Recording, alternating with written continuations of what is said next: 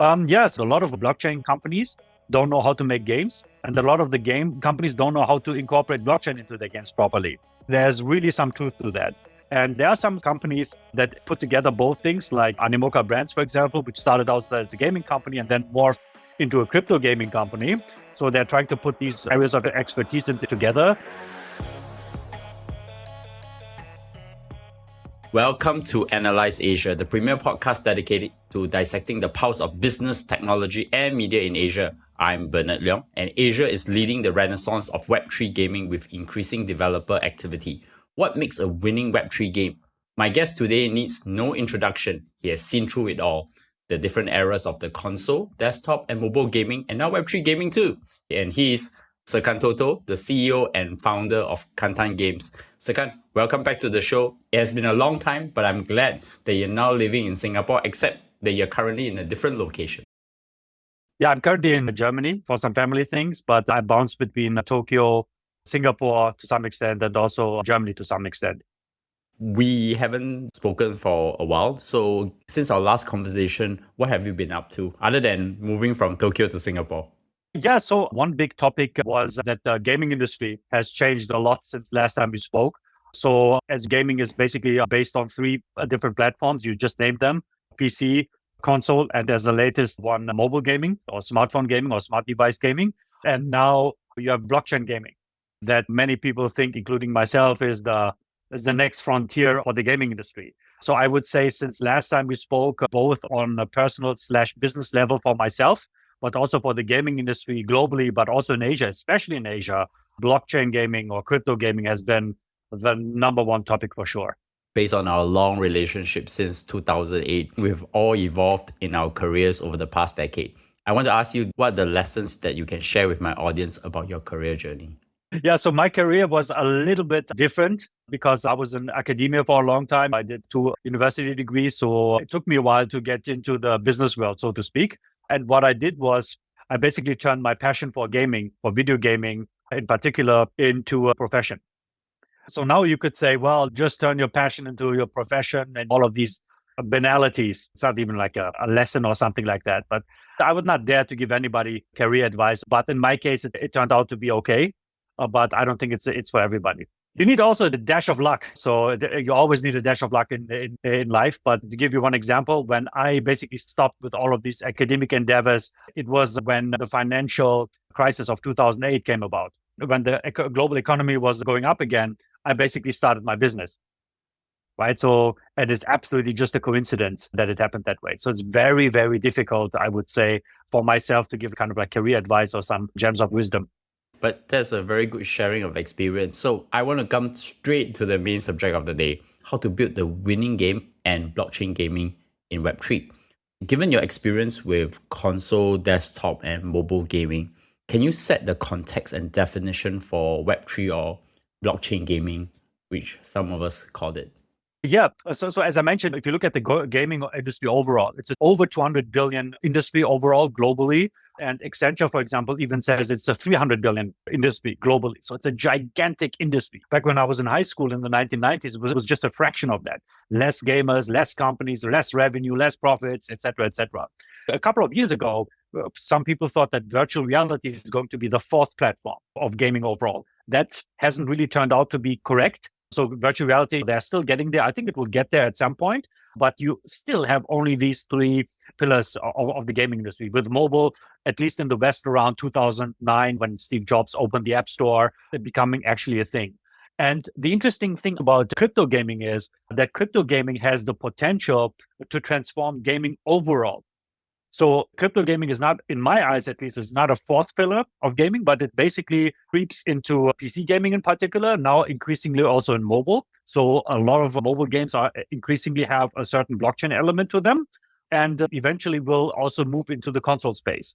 If you look at Sony, for example, they've just recently issued or submitted a patent where they're looking into NFTs, into platforms, avatars, and blockchain gaming in general. And they have around 110, 120 million monthly active users. It's a gigantic user base that you can pull this off from. They have all their accounts and their IDs. Sony has their credit card info, including mine.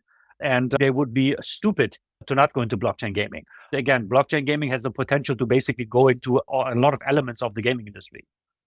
So as a crypto angel investor myself, when I look at Web3 gaming or crypto gaming or blockchain gaming, I typically think about digital ownership. I typically think about decentralization. I typically think about NFTs and some other basic components that come together on that. But as a person who is more well-versed from the gaming side and now looking into this space, what distinguishes Web3 or blockchain gaming from the past waves of gaming? As you alluded to earlier, is that it seeps into all the past three waves, like the console, desktop, and mobile, and you'll be believing that it's seeping into two of them, and it will start to go into console as well.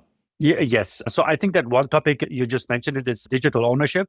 So the idea is that when you pay for something, pay for a virtual item, to use a little bit of an older term, like a sword or, I don't know, a car in a racing game, for example, that you actually don't pay for the pixels. You are basically just renting from the game company, but you actually own the digital object that is inside the game. So that digital ownership is a big part of that equation.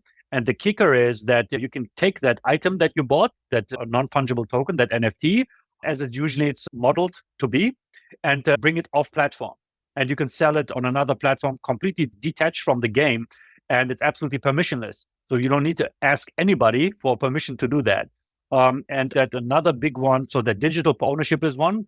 And the second big one that is deeply associated with what I just mentioned is that you have totally new economic models, right? Totally new types of monetization for game companies, but also for the demand side, for the user. So you have a really whole new field that opens up to you in the gamer community, again, from the demand side, but also from the supply side. And if I may add this quickly, because it's important, if you look at the mobile gaming space, it's half of the entire gaming industry. And it's very difficult nowadays to get into the business as a new mobile gaming company and actually generating a profit, generating revenue out of that business, because there's a lot of roadblocks. Discoverability is very difficult. Production is very expensive. Marketing is very expensive. You have to pay 30% to Apple or to Google. And a lot of these concepts from the so-called Web2 area, especially on mobile, can be solved or circumvented or revitalized, innovated upon when it comes to Web3. So that it's actually a big revolution for the gaming industry, but mostly in theory only so far.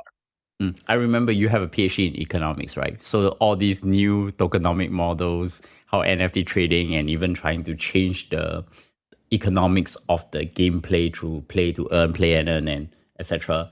does appeal to you. Oh, yes. So, I mean, there's now super specialists there, right? Who haven't even gone to college. You have to be very, very deep in the material. So I wouldn't dare to say, hey, I can design a tokenomic for your game or for your platform or whatever it is. It's already, I would say, a highly specific field. If you are in that field and if you're good at what you do, then you can do very well for yourself for the next couple of years.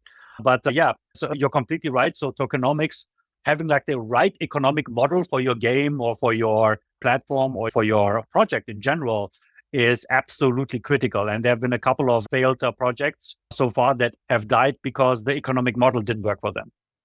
One thing I find relatively strange is why are the well-known traditional gamers and game makers are against the concept of Web3 gaming and also the concept of play to earn, play and earn, depending on who you talk to. Yeah, you're absolutely right. So the hardcore gamers absolutely hate blockchain, pay to earn, crypto in general, everything that NFTs. And one big point is that a lot of them don't really understand the concept. I always say, if you looked into crypto, if you looked into blockchain, if you looked into NFTs and digital ownership or all of these things, and if you hated them, then I respect your opinion. But if you don't even own a wallet, if you have never really tried to understand crypto or what NFTs really are or what they could mean, then we're both wasting our time because you don't really know what you're criticizing. So that it's a lack of knowledge or fear of the unknown, or they are fearing that a lot of their beloved game makers move into that space and increasingly move into that space. Square Enix from Japan is a good example. It's a big company behind Final Fantasy, and a lot of gamers absolutely hate that this traditional role-playing game maker wants to move increasingly into blockchain. And another point is that some of these users say, well, we don't want to earn money by playing. It's totally fine with us to not own the sword or own the character that we just paid money for, or own the skin inside the game. We are paying for fun. We want to pay $70 for a video game and leave us alone with this blockchain and with this crypto stuff. But here's the point. These hardcore gamers, I myself am one of them, they're just a couple 100 million, right? So if you take Steam, Xbox, PlayStation, Nintendo, and all of that, and there's 3 billion users, gamers in the world, right? A lot of them, of course, on smartphones. A lot of them are exclusively on smartphones. And I always say, well, if you're a hardcore gamer who hates crypto, don't play crypto games, right? There's no problem. There's a vast target audience for crypto games out there these days. To be fair to those gamers who may have a very strong point of view that games is for fun, you don't want to end up playing to earn, they sense that you might lose the fun of the game. So maybe is that really the core reason, or is it because it starts to also eat into their business model as well, like World of Warcraft? The irony is that there used to be in China, there are internet cafes where people just do nothing but playing that and then take whatever weapons, whatever special items they have, go to eBay and sell it to someone in the US who buys the character and does the same. Except now is that it's just a direct automation transaction through a blockchain that is easier through a wallet. So I find it a little bit ironic when people talk about that there's a lot of difference between, because a lot of Asian gamers, specifically at like China, they grew up with World of Warcraft and they basically make money out of World of Warcraft for that matter. Okay, absolutely. And Diablo 2 is another good example. They had like an auction house that was back in the day. A Counter-Strike did the same thing, but it was all a little bit cumbersome because like you have to jump through hoops, and the blockchain solves all of these things, no problem at all. And so I understand hardcore users. Again, if you don't want to get into this, then play other games. There's so many games out there nowadays. These are, by the way, the exact same hardcore users who said free-to-play back in the day will never work. It will never work on console. It will never work on the PC. And now look, right? I mean, Fortnite is free to play. Apex Legends is free to play. And, even Call of Duty is now free to play. If you look at Warzone, for example, and these are hardcore experiences, especially Call of Duty, right? And but you're right about that. Asian gamers, in my experience, or the demand side in Asia, are more open to like these new concepts. So because free to play is also a concept that basically was born and became really popular in Asia before spilling over to the West. My hunch is there's a high likelihood that this will also take place with blockchain gaming, where again, the Asian game companies, because your podcast is called Analyse Asia. So this movement will also spill to other markets from Asia. I definitely see that in terms of in the Web3 space, if I were to dive deeper, even though everybody tells me that the space is dead, the real most interesting developer activity going on currently is Web3 gaming. So this is something that is pretty interesting, but I definitely have to ask you this. So what's the one thing you know about Web3 gaming that not many people know? What a lot of people don't know is that Web3 gaming in Asia is already super well adopted by the gaming companies, right? So there's already a lot of projects going on, some public, like MapleStory from Nexon, where it's a $20 billion company. And these guys go out and say, well, we're turning this like beloved IP into a blockchain game. Square Enix is publicly known, and there's some other project that I can not speak about, at least right now, maybe off camera later. But a lot of the Asian game companies, including the big ones that everybody knows and loves from Japan, especially from Korea. So Korea is crazy about crypto, more crazy about crypto than Japan, for instance. I'm talking about the gamer community, but also many other ways. So people talk about like blockchain games like being something like in the future. But again, that a lot of people underestimate the coming flood and wave of blockchain and the Web3 games coming out of Asia. So instead of talking to the strengths, what are the major weaknesses of Web3 and blockchain gaming startups in the Asia Pacific or even globally? Because you talk to a lot of people, right, that you have observed in terms of when they think about developing a game in this space. Yes, a lot of blockchain companies don't know how to make games, and a lot of the game companies don't know how to incorporate blockchain into their games properly. There's really some truth to that. And there are some companies that put together both things, like Animoca Brands, for example, which started out as a gaming company and then morphed into a crypto gaming company. So they're trying to put these areas of expertise together. But mostly the big weakness is that a lot of the blockchain games out there are a little bit boring, a little bit too much focused on the economic aspect. The playability is low. World building is weak. Character design is weak. And there's a lot of problems in terms of blockchain games being games at the moment. So now the industry is basically going through a phase where actually they're trying to find this perfect fit between playability, making everything work for the developer, but also providing incentives to the user. And I would say Axie Infinity was one early hit that we had in crypto gaming. That's like the Pokemon Go moment for the crypto game community. But we are still waiting for like a second big game that is really gigantic after Axie Infinity. So I would say that overall, the industry is still pretty immature. This is a very interesting example. Axie Infinity came out from Southeast Asia, but the irony is none of the venture capitalists who are on the ground actually funded it. It was actually only funded from Animoca and from elsewhere. So one interesting challenge for Web3 games, and also is a feature, is that it has an embedded capital market that sits inside any game. I mean, if you take, for example, the Ronin chain that's made by Sky Mavis is also behind Axie Infinity. They are now expanded into bringing games onto the Ronin chain, right? One question that does come up for me is, do you think that it will eventually lead to regulation from financial institutions on these games? Because you have assets like NFTs and tokens that can actually be securitized, or they just become in-game tokens, like what is already happening with MapleStory in the Web2 era as such. Yeah, so Axie Infinity is still alive, right? I mean, there's still activity in the game. It's not the hot topic that it used to be. What is it now? 1 year ago, 1.5 years ago, judging from the time of this recording. But the problem with Axie Infinity was the tokenomics that we just talked about, the design of the economy. And if you look at that game, you don't need to be a PhD in economics or something like that. It's not that complicated, right? So in hindsight, the Axie Infinity actually helped the industry, right? A lot of people look at the project and, oh, this is crap, or look at how this doesn't work, and how could you be so stupid to even put out the game like this? Ronin was hacked, and these guys don't know what they're doing. But I'm saying, well, look, it helped the economy, it helped the crypto economy overall to go a step further, right? So a lot of people now look at the game as a negative example, right? And say, hey, we can learn a lot from this, right? So the big problem was there were not enough sinks and faucets inside the economy of that game, right? So not enough possibilities for users to spend money, to spend crypto inside the game and take out crypto in a meaningful way, right? So, but again, I'm not looking really down on Axie Infinity at all. I admire these guys, Sky Mavis, right? And they're still on it. Ronin still is. They've of course improved their blockchain over time. So I wouldn't write off these guys at all. And of course, they learned a ton. Right. And learning, especially in such an early phase of the industry, of the crypto gaming industry, is worth gold, in my opinion. I agree with you. I got Alexander Larson, the CEO, on the show last year. And one question I did ask him was like Magic the Gathering game cards, right? Because there was a point in time where the power dynamic of the cards, people having those earlier cards that are more powerful, actually shake the level of the game. And this is pretty well known in gaming, because I myself is also a gamer as well, right?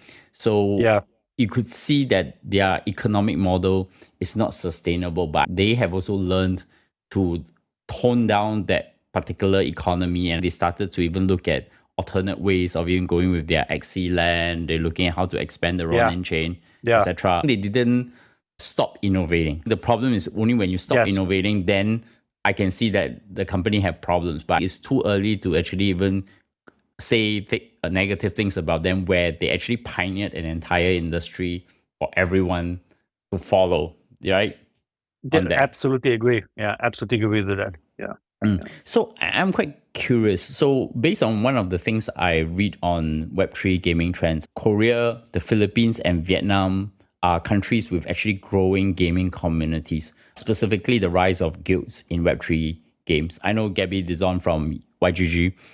What is the mental model now for Web3 gaming companies in engaging this kind of guild communities?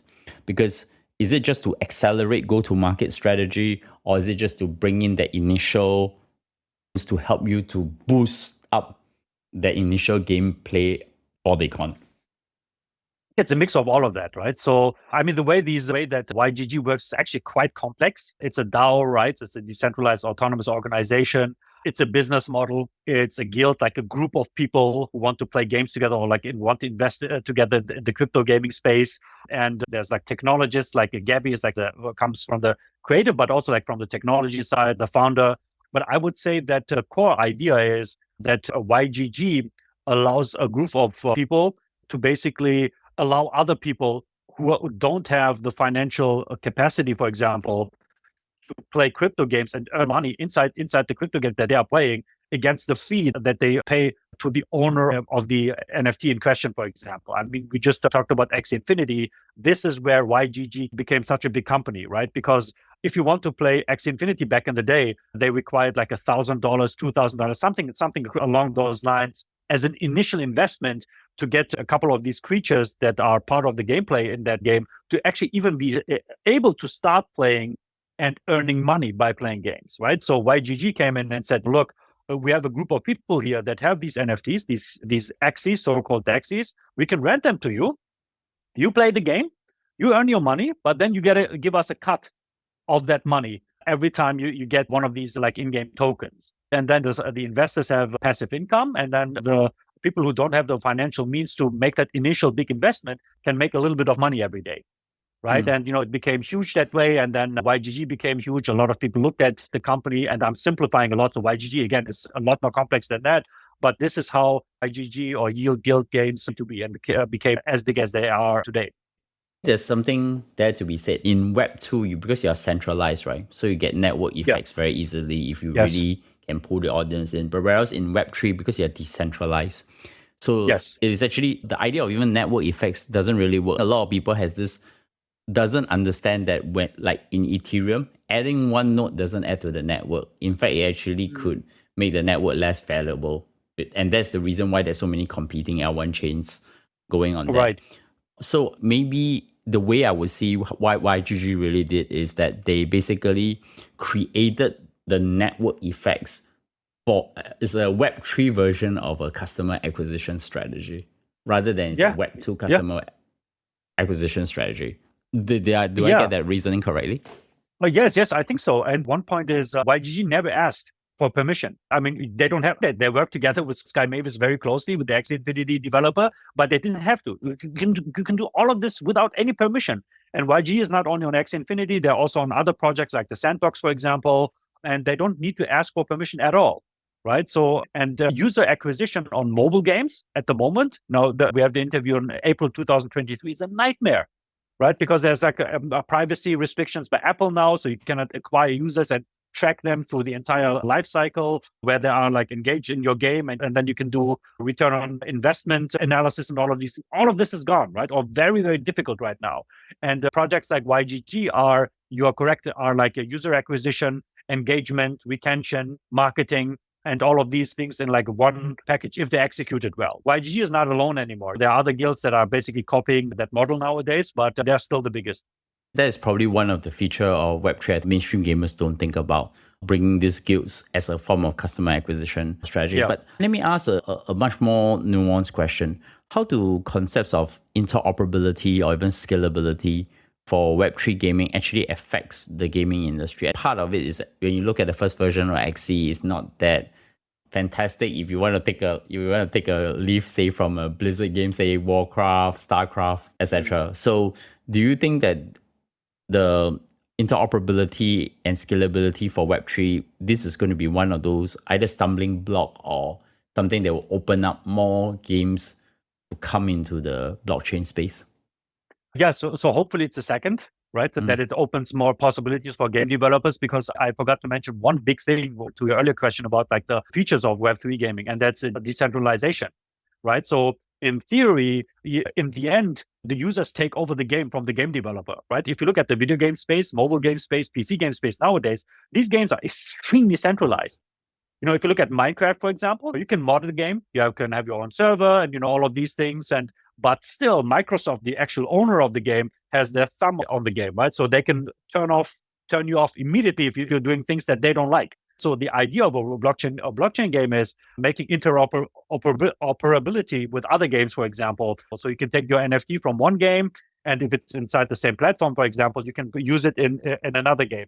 one of the companies that I angel invested in recently is doing that, right? So they have a platform, they have totally different games, but you can take your character from one game and as an NFT and put it in a totally different game inside the same platform. And the idea is that over time, the original game developer that you always need, even in Web3 gaming, so there always has to be somebody that starts the game, a company usually, gives up their control, their ownership of the game over time, right? So, and then the gamers who own the game now, like completely decentralized in a theoretical world, can do whatever they want with the game, right? So they can change the UI, they can change the look of the characters, they can change the direction of the story, etc. And that is extremely powerful. And you can only do this with the power of blockchain.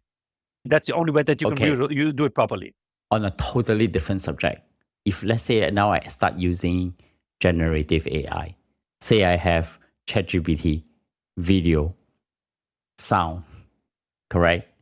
Is it going to go towards like the blockchain has the skill to actually do something like choose your own adventure and basically let the universe, the gaming universe that you lived in, to actually create the adventure of? I mean, just from like this is the end state for gaming for almost every player, right? You're playing the actual infinite game. Sorry, I have to ask this question.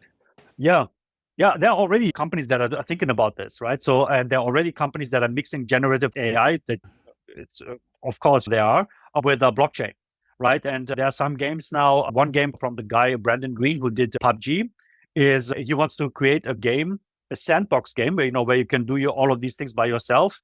That's as big as the actual world, right? So our globe that we're sitting in. So the square meters match the square meters of the game, of the planet Earth are actually matching the square meters of the game that he's creating right now. But that game has no blockchain elements. But what you just described, like infinite gameplay, because the AI is creating characters and stories and just spinning the stories forward and forward, it's going to come in some way 100%.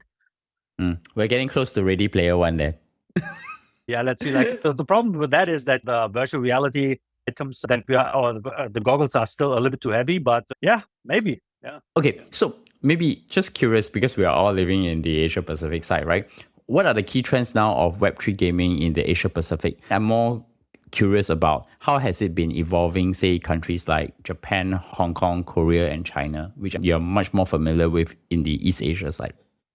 Yeah. So that I'm most familiar in Japan, where I'm based. And that if you look at the Japanese gaming companies, the publicly traded video game companies like Sony, Nintendo, Koei Tecmo, Square Enix, Konami, and all of these guys, with the exception of Koei Tecmo, Sony, and Nintendo, Sony so far, all of them have already started blockchain gaming projects, investments, games, partnerships, etc. It's all of them, right? And if you go down the pyramid a little bit lower to the publicly traded mobile gaming companies that we have, the top ones that are $1 billion and more, all of them except for one have done something in or are doing actively something related to blockchain gaming.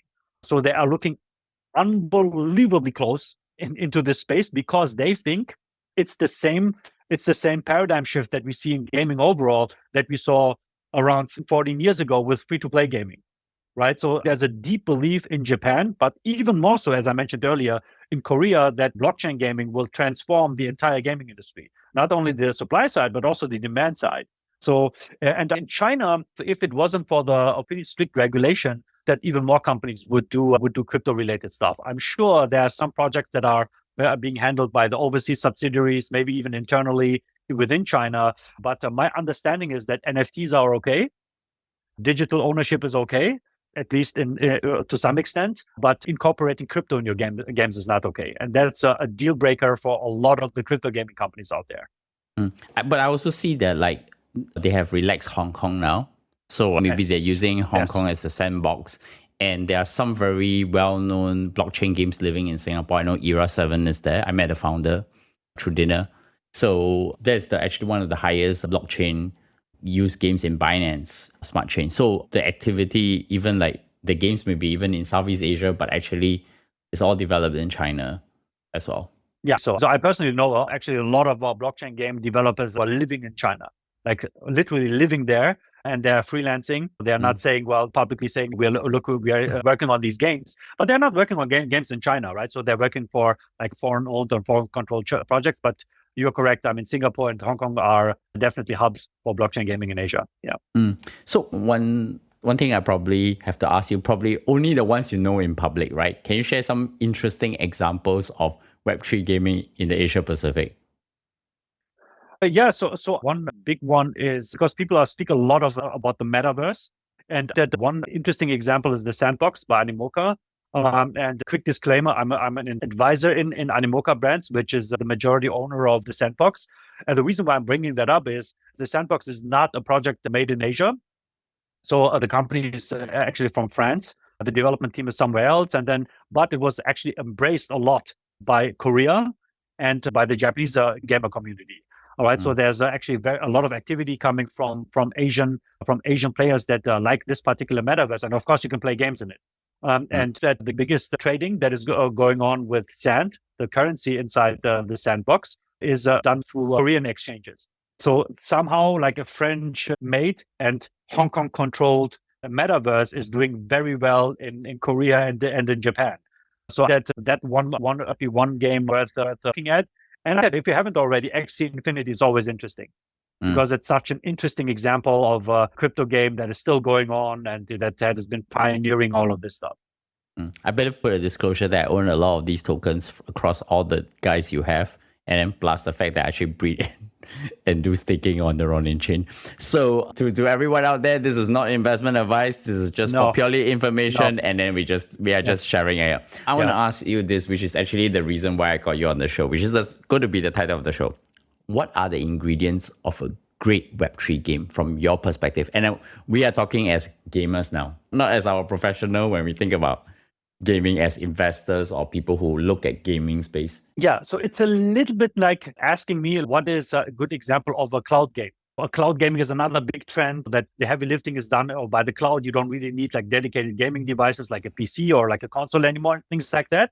What I always tell people is, at least this is my opinion, right? Obviously, but it should be a game that is actually using blockchain or crypto or NFTs natively. So where you say, okay, this game works because it uses these elements natively. Without these elements, we couldn't play the same game on a PlayStation or on the PC, right? So where it actually makes a lot of sense to have all of these elements inside.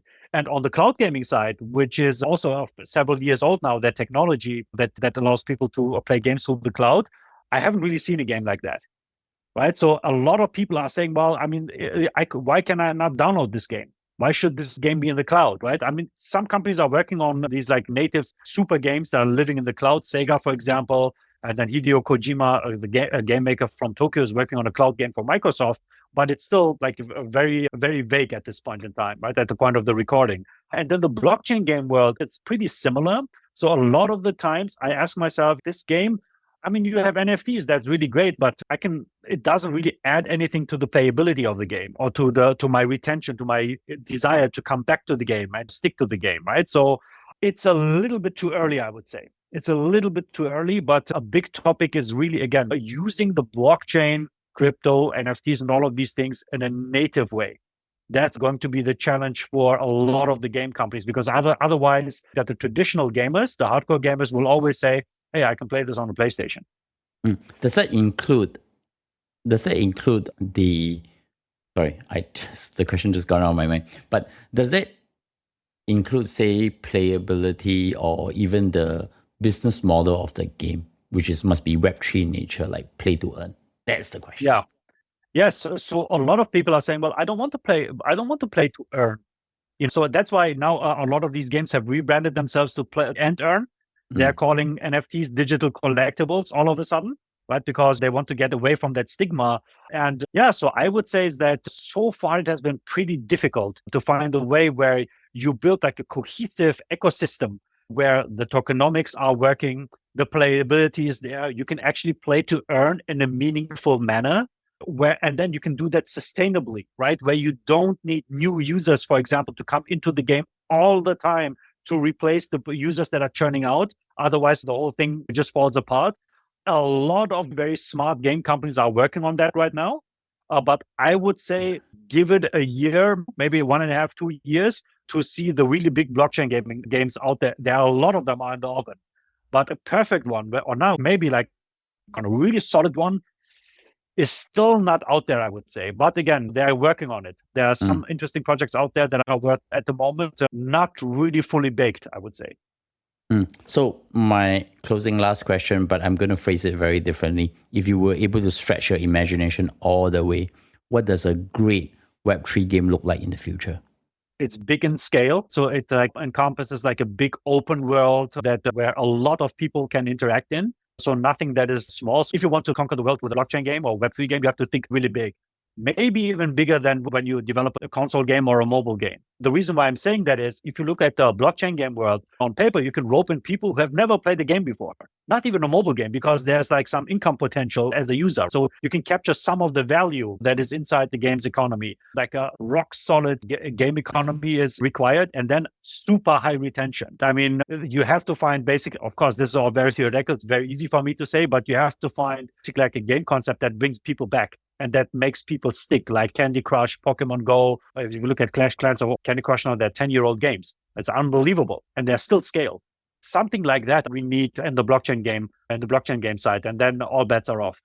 And I'm definitely getting you back to talk about more about these Web3 games that you didn't talk about today. So, Serkan, many thanks for coming on the show. In closing, 2 quick questions. Number 1, any recommendations that have inspired you recently? You mean books, movie, yeah. TV show? Yeah, so I just saw the Mario movie yesterday, but it didn't really inspire me. But it was not inspired as an intellectually inspiring, but it was quite good.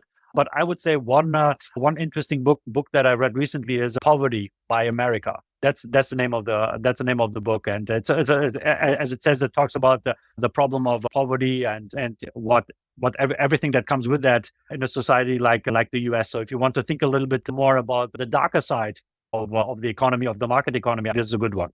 And my final question, how does my audience find you? Yes, I'm mostly active on Twitter under my handle Serkan Toto in one word. But you can also add me on LinkedIn and on through other avenues. Totally, you can find this show now on YouTube and everywhere else in any podcast platform. Sign on for our monthly newsletter where I will summarize every conversation in 3 bullet points at least. And definitely, Serkan, great to talk to you. So we're going to hang out for beer soon, right? Absolutely.